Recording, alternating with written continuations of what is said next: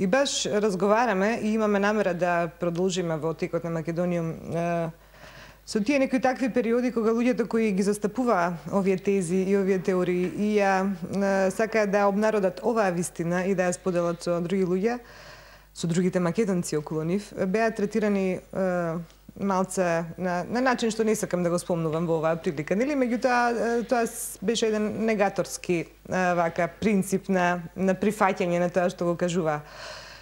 Сега поминаа не толку многу години вака, нели, кога ќе се свртиш на назад тихо, а гледаш дека практично не било бадијала сето тоа што си го правел. И напротив, не само што не било бадијала, туку вродило со многу една позитивна македонска енергија. Тука е веројатно тоа што нели ти ја полни душата, ти ја дава сатисфакцијата и не ти требаат тука нели материјални сатисфакции, материјални добро. Во оној момент кога ќе го почувствуваш својот народ освестен, мисијата наша на ние така наречените македонисти, мислам дека се исполнила. Сигурно.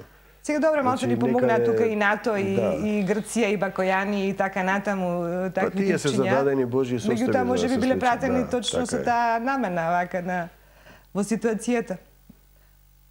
Значи, ќе дојдеме, ајде да тргнеме од Аполоновото свештилиште во Делфи. Има две реченици кои се мощне важни за да се разбере состојбите. Првата е спознај се самиот себе си за да бидеш силен. Да. И втората е ништо премногу. Ништо премногу? Ова не го знам втора. И, значи, некаде 95-та, 94-та, од кога се вративме од Албанија, првото гостување, во еден весник Дело, нели, кој тогаш пишуваше одредени, се појави одредени негирања и теми, дали постојат македонци или не, и се појави, например, Ташко Белчев, одредени луѓе. И ние полека се најдовме, така да речеме, ги најдовме тие луѓе и 95-та, 96-та во рамките на Дионисовите чествувања, возобновени македонски слави, ја направивме првата трибина Македонците од древнина до денеска. Добро се сеќавам, трибината почнуваше во 20 часот и завршува, се уште траеше во 2 часот после полноќ. Чуварот во салонот 19:19 ни викаш, ајдете бе луѓе, одете си да спијам. Значи, се случи нешто што беше навистина шокантно. 100-200 луѓе седеа и ја слушаа забранетата македонска вистина. Тоа е веројатно тоа вообичаената реакција на сите овие теми. Значи, официјално никој не реагира или во наводници не реагира, меѓутоа тоа многу вака притаено доаѓаат до тебе реакциите. Меѓутоа, неофицијално до обичниот народ, до обичниот македонец, тоа секогаш доуправа на вистинскиот начин. Тоа е моето чувство. И така, значи имавме 8 луѓе кои беа директни учесници, потоа неколку години, значи од 95-та, 6-та навака, прва четворка, македонската четворка од Скопје беше доктор Ташко Белчев, Васил Лилјов, Ангелина Маркус и Вангел Божиновски. Сите ги знаете. Ти така почна приказната. Тие се дел од Македониум, се читаат меѓу редови. Кои на вистина истрча со Божја волја направија на вистина едно просветлување како преродбеници, како апостоли на некоја мисија што требаше да ја завршат. Так. Втората вечер беше Битолска Кумановска, доктор Душко Алексовски, Симе Пандовски и Ѓорги Котевски, Бог да ги прости, не се веќе меѓу живите, и доктор Ристо Ивановски од Битола.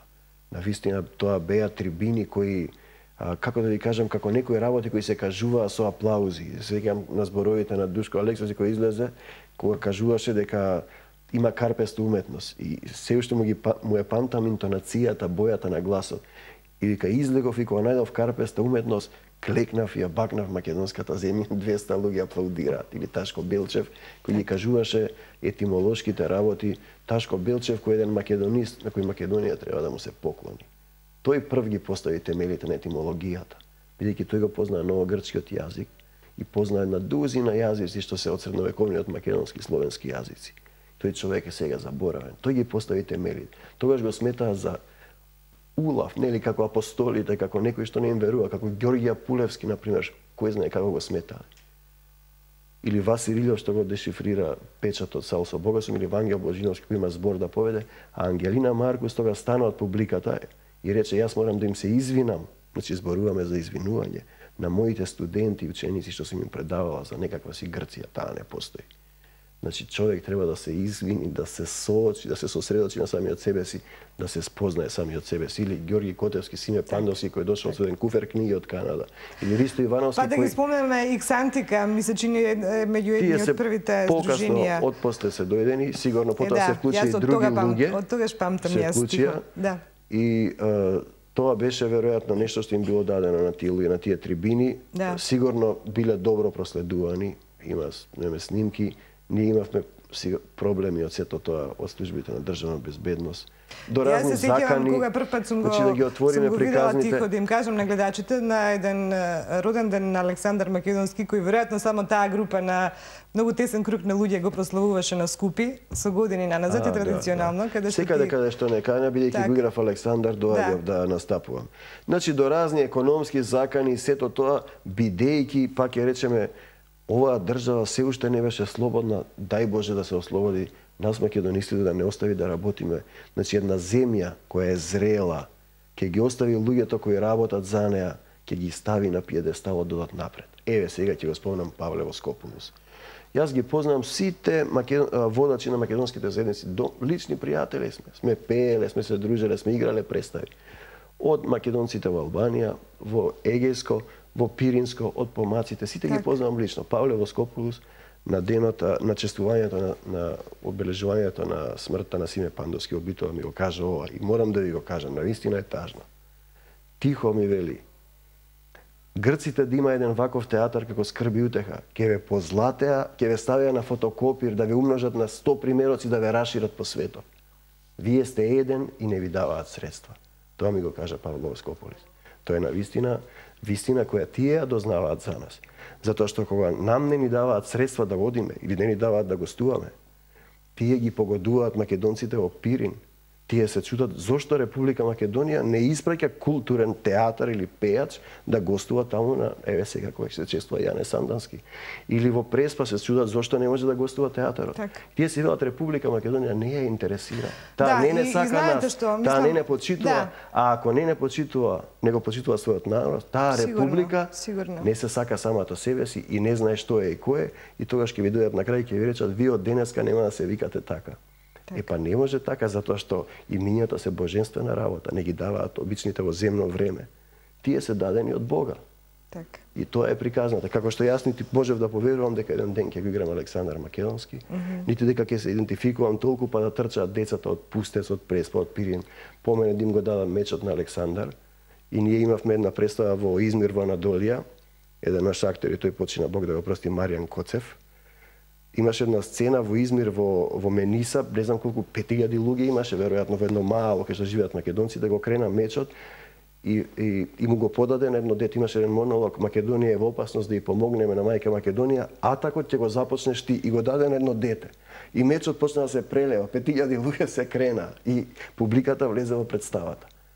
И од тогаш, кога играм на некои такви места, обично поставам прашање. Кога го поставив прв пат, во Пустец се шокирав што се случи. Кој сака да биде Александар Македонски? Рипнаа децата и го зема мечот едно дете. Тоа се случи пред 2 години.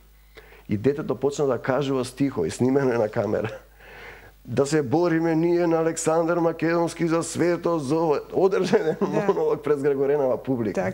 И од тогаш кога ќе кажам кој сака да биде Александар Македонски, дали е во Гора, дали е во Голобрдо, дали е во... Знаеш што има кај тебе специфично, веројатно во целата оваа комуникација на повисоко ниво што ја правиш со овие луѓе надвор. Ние точно со Ангелина Маркус, што ја спомнавме пред малку, и со Ниче Димитровски, ми се чини се презива. Значи, говоревме малку на таа тема, што било тоа кај Александар, што успевал, нели, да повлече со себе цел еден македонски народ, нели, да ја спои, да ја сплоти таа енергија, нели, и до крајот на светот, до таму до кај што тој мислел. Ете што било. Ете што било, зборот, ораторството, според Ангелина. Значи, ова што ти го кажуваш е само пример, можеби, зашто е потребно да се обратиш со вистинските зборови на својот народ за да те разбере, нели? Еве ќе ви кажам еден пример. Тогаш народот ако му кажеш дека е твој и ти си негов, а ти си му цар, нели? Нема тука крај. Во Тресонче сте биле? Сум била, како не. Мостот Еленски скок. Јас сум од Гари, инаку. Да. Така, таму е... Мислам, татко ми. Еленски скок е, навистина, човек треба, здивот му застанува. Да. Стојам јас на мостот пред 5-6 години и го гледам, вака не можам да поверувам какво чудеси од архитектура. Кога од другата страна шарпланинци и овчар со овци стадо. Оди, дојде до мене, кучињата, да ми извади сиренце. Како си, што викам, мостот кој го изградил, викам. Мостот римјаните. Како викам римјаните? Викам, мислите дека Цезар дошол да го изгради мостот? И ме гледа вака. А викам, дали од овде овој крај има некој што зида? О, па ние зидаме до Цариград, ние. Па викам, ти мислиш Цезар дошол да ви зида? Море, прав си, момче. Значи, приказната е многу. Зошто го сакат Александар? Па затоа што тој живеел обично. Так. Тој јадел што јаде војската. Како што тие биле дел од него. Спиел како што јаде војската. Го разделил имотот. Значи, живеел во единство со нив, одел напред во битката. Политичарот, државникот треба да го предводи својот народ. Тој е огледало. Во него треба да се идентификуваат луѓето. Тој треба да се жртвува за својот народ. А не да зема странски подпишува, да се откажува и не знам што да прави. Тој не е избран за да... Простете ми на зборот, да краде, да пие, да зема други државјанства, тука е избран да се жртвува, затоа сме го избрале. Така. Инаку дај ако не можеш ти човеку, пушти некој што сака. Па ние ги знаеме тие. Ево овие 8 луѓе што ви ги наброја. И дури во цивилизирани земји тихо тие луѓе не остануваат никогаш во нивните земји каде што пред тоа се представувале како политичари. Па Тунис е еден град има во Тунис се вика Сиди Бусаид. Сиди Бусаид е познат по такви политички емигранти избеглици кои веќе не им е местото во земјите во кои што некогаш биле политичари. Па има разни места така, можеби нашиот да размислат некои така. Каде би им било згодно. Да се вратиме на убавите теми, да. Треба да се вратиме. Македонија мора да се ослободи и да ги пушти македонците да работат за неа. Луѓето што вредат, значи едно зрело општество, што ќе ја афирмираат, што ќе ја слават, да ги пушти со културата, со уметноста, со било што, еве и со медицината. Ние бевме сведоци до скоро каква се врчеше битка, негација против Филип II, против Жан Митрев, кој е светски познат човек. Македонец и спонзор на македонска култура, колку се негираше. А тој е стручњак кој го признаваат по светот, кој е прогласуван од Американската фондација, прогласен за академик, тука не му даваа да предава. Замислете кој е апсурд. Никој не е пророк во своето село, но Македонија не е село. Македонија е света земја и таа ќе мора да се ослободи. Македонија не може сега да припаѓа на сите, а македонците да немаат, значи ние македонците во Република Македонија да ги немаме своите човекови права. Кога ќе се ослободи тоа, кога ќе се ослободи културата. Ние, например, ќе ви кажам, неколку филма снимени по овие гостувања. И ни велат националистички се такви. Кога бакни го сонцето замине на 5-6 меѓународни големи фестивали во Чешка, например, кај школата, прашката школа на кај што е завршен Милош Форман, или сега во Германија еден филм за Ѓурѓевден во гора во Нирнберг, голем фестивал. А филмот е снимен со полуаматерска камера. Тонот не е добар, но приказната е силна. Филмот за Ѓурѓевден во гора замина во Индија на еден голем фестивал. И тие ни велат Александар Македонски повторно дојде во Индија, ми праќа порака човекот од фестивалот, бидејќи во филмот, на крајот на филмот, Александар, односно јас ги играм Александар во Ѓурѓевден и викам кој сака да биде Александар Македонски, децата трчаат по мене и ме гушкаат. Тој вели Александар повторно ја освојува Индија. Значи културата е таа која ќе не афирмира, таму не признаваат, а ние внатре во себе си се уште ќе дискутираме дали требало или вак или не требало. Клучната работа која ќе ја направеа, ако ја зборува вистината нашите политичари, водачи кои ги избрал тој народ. Не ги избравме само ние. Јас не можам никого да избрам. Народот ги избрал, така била состојбата. Освен ако не се замисли дека тоа се правело по некоја полнење на кутии или лажирање. Да ја зборуваат вистината. Тие не може на народот да му зборуваат едно, ни продаваа Европска Унија и НАТО, и одеднаш тие им велат нема.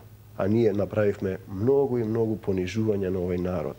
Да зборуваме за името во Обединети нации, територијални определби, рамковни договори и не знам, уште договори, откажување од знамиња, договори, да, устави и така натаму. Значи некој да рече дали ќе се откажете вие да не бидете човек, да бидете животно. Едноставно да го прашаме овој народ, дали би се откажале вие во името на вашите политичари да не бидете народ, да не бидете луѓе, ќе ве примиме во, а не знаеме каде ќе не примат, можеби во зоолошка градина. Пазете која е интересна работа. Зидовите се затворени. Македонија е окупирана.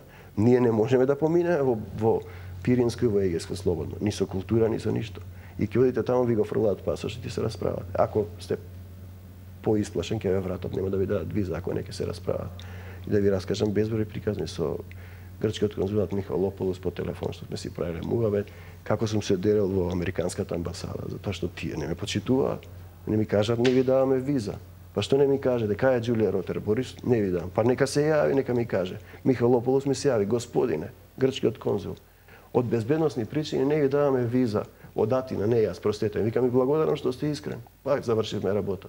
Сега ми се јави Михо Михов. Нема проблем за вас ке добиете визи. Одам во бугарската амбасада, ми го фрлате документите. Еднаш, два пати, три пати да го слушате, господјо. Последен пат се ваѓам, се јавам на Михов од фотокопирница. Да фотокопирам некој глупост не ме тера.